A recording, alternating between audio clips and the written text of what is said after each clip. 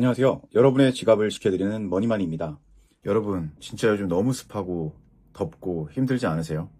오늘 경북 경산 하양읍 기온이 얼마였는지 아십니까? 무려 39.9도입니다.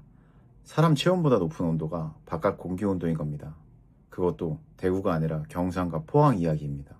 오늘은 2026년 7월 12일 기상청은 경북 경산과 포항에 사상 첫 폭염 중대경보를 발표했습니다.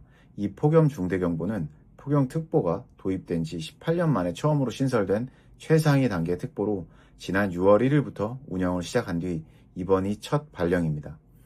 기상청장은 폭염 중대경보는 단순히 날씨가 매우 덥다라는 의미가 아니라 건강한 사람에게도 온열 질환이 발생할 가능성이 상당히 높다는 의미라고 밝혔습니다.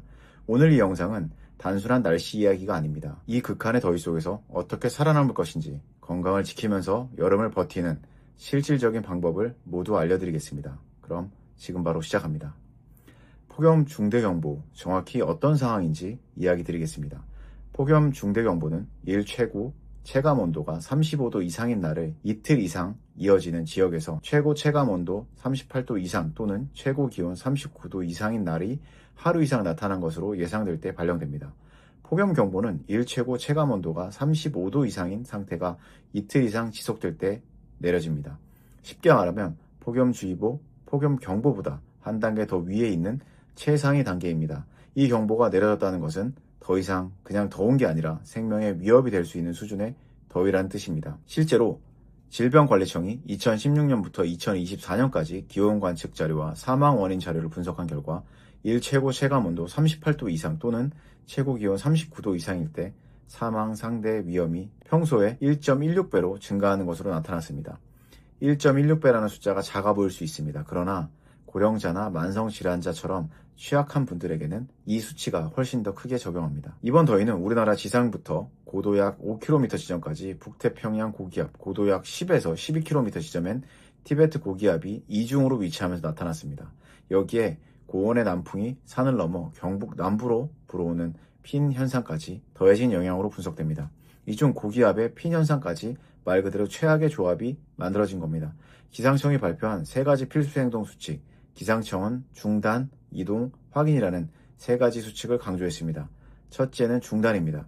폭염 중대경보가 발령된 지역에서는 야외 활동과 작업을 즉시 멈추거나 최소화해야 합니다. 낮 12시에서 오후 5시 사이는 절대로 야외 활동을 피해야 합니다. 이 시간대가 기온이 가장 높고 자외선이 가장 강한 시간입니다. 둘째, 이동입니다. 냉방시설이나 무더위 쉼터 등 시원한 곳으로 이동해야 합니다. 전국 각지에 무더위 쉼터가 운영되고 있습니다.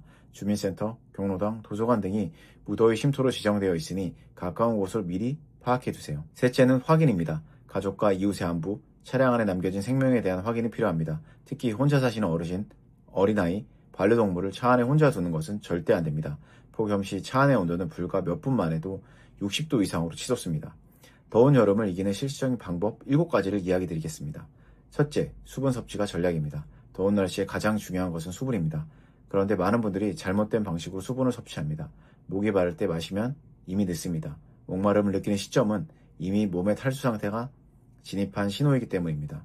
올바른 수분 섭취 방법은 하루에 최소 1.5리터에서 2리터의 물을 목이 마르지 않아도 규칙적으로 마시는 겁니다. 30분에서 1시간마다 한 컵씩 마시는 루틴을 만드세요. 단 커피, 탄산음료, 알코올은 이뇨작용이 있어 수분을 오히려 빠져나가게 합니다. 폭염이 심한 날에는 이런 음료의 섭취를 줄이세요. 운동을 하거나 야외에서 땀을 많이 흘렸다면 물만 마시지 말고 전해질 음료나 이온 음료를 함께 마시면 좋습니다. 땀으로 나트륨과 칼륨 같은 전해질이 빠져나가기 때문에 물만 마시면 전해질 불균형이 생길 수 있습니다. 둘째, 실내 온도 관리 전략입니다. 에어컨이 있는 분들은 설정 온도를 26도에서 28도 사이로 유지하십시오. 너무 낮게 설정하면 실내의 온도 차이가 10도 이상 벌어져 오히려 몸에 부담을 줍니다. 밖은 39도인데 실내를 18도로 맞추면 나갈 때마다 20도 이상의 온도 차이의 변화를 겪게 되고 이것이 심혈관에 상당한 스트레스를 줍니다. 에어컨이 없는 분들은 선풍기를 창문 쪽에 두어 외부 공기를 순환시키는 방법을 쓰십시오. 그리고 이른 아침과 밤에는 창문을 열어 시원한 공기를 들이고 낮에는 블라인드나 커튼을 닫아 직사광선을 막으십시오. 직사광선 차단만으로도 실내 온도를 3도에서 5도까지 낮출 수 있습니다. 셋째는 식사 전략입니다. 더운 날에는 소화에 부담이 되는 기름진 음식보다 수분이 많은 음식이 드십시오. 오이, 수박, 토마토, 참외처럼 수분 함량이 높은 채소와 과일이 폭염에 특히 좋습니다. 찬 음식도 좋지만 너무 차가운 것은 급하게 많이 먹으면 위장에 충격을 줄 수 있습니다.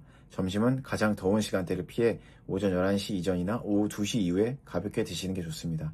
과식은 체온을 올리기 때문에 폭염이 심한 날에는 소량을 자주 드시는 것이 훨씬 현명합니다. 넷째, 외출 시 대처법입니다. 어쩔 수 없이 야외에 나가야만 한다면 반드시 모자를 쓰십시오. 직사 광선이 머리에 직접 닿으면 열사병으로 이어질 수 있습니다. 밝은 색, 헐렁한 옷을 입으십시오. 어두운 색은 열을 흡수하고 꽉 조이는 옷은 땀 증발을 막습니다. 쿨링 스프레이를 활용하는 것도 효과적입니다.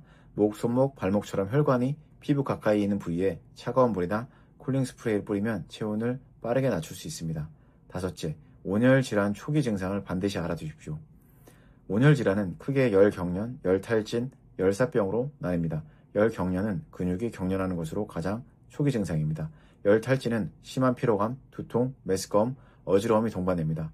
열사병은 가장 위험한 단계로 체온이 40도 이상 오르고 의식이 흐려집니다.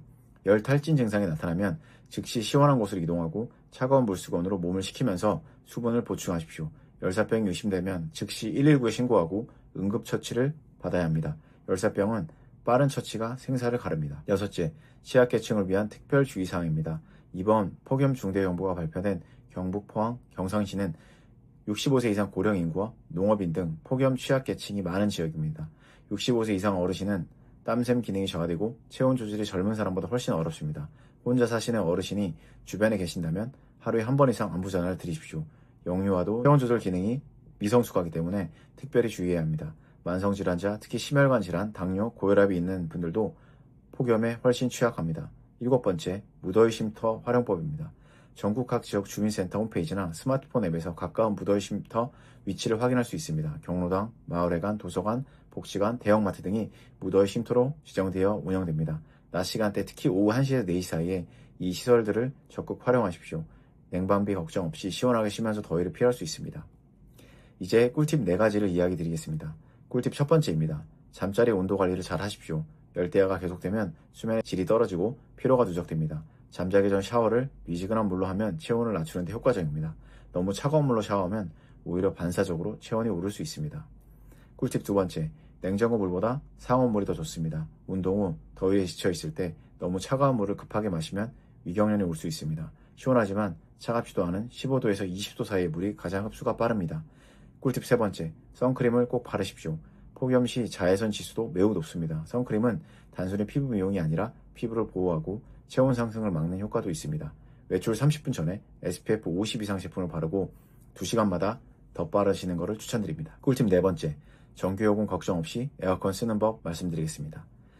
한국전력에서 폭염 기간 중 에너지 바우처 제도를 운영하고 취약계층에서 에너지 비용을 지원합니다. 주민센터에 문의하시면 에너지 바우처 신청이 가능합니다. 마무리하면서 제 생각을 말씀드리겠습니다. 올해 폭염 중대경보라는 새로운 최상위 단계가 생겼고 그 첫 발령이 오늘 경북 경산과 포항에서 나왔습니다. 이것이 단순한 뉴스가 아닌 이유는 앞으로 이런 극한 더위가 더 자주 찾아올 수 있다는 것을 의미하기 때문입니다. 제가 이 영상에서 가장 강조하고 싶은 것 하나입니다. 더위를 참으면 안 됩니다. 우리 세대는 더위를 참는 것이 미덕이라는 것처럼 자라왔습니다. 그러나 39도를 넘는 폭염은 건강한 성인에게도 치명적일 수 있습니다. 에어컨 켜는 것을 아끼지 마시고 무더위 쉼터를 창피하게 생각하지 마시고 주변의 어르신과 아이들을 적극 챙기십시오. 여름을 이기는 것은 강한 체력이 아니라 현명한 행동입니다. 더위를 이기는 것이 아니라 피하는 겁니다. 오늘도 건강하고 안전한 하루가 되시기 바랍니다. 더위 극복 꿀팁 있으신 분들 댓글로 공유해주세요. 끝까지 시청해주셔서 감사합니다. 오늘 영상이 도움이 되셨다면 구독과 좋아요, 알림 설정까지 부탁드립니다. 여러분의 지갑과 미래를 함께 지키는 머니만이었습니다. 감사합니다.